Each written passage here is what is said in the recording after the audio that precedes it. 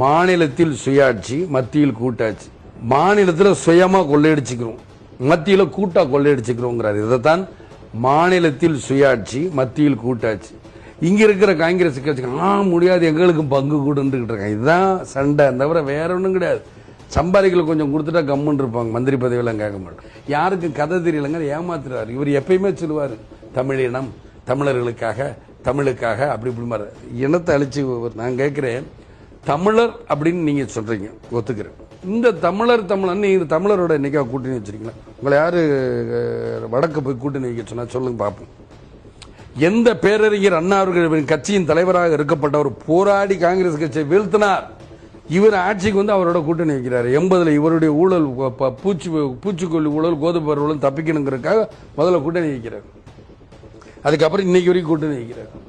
இவர் தான் இந்திரா காந்தி அடிச்சார், அடிச்சு பிடிச்சி சொல்லிட்டார், ரத்தமா சகப்பு கடை ரத்தம், அது பெண்களுக்கு வர வியாதி தானே எப்பயும் பழங்குற சொன்னவர் தான் இந்த சாபக்கேடான கலைஞர் அவர்கள். இன்னைக்கு எவ்வளவு பேசுறார்.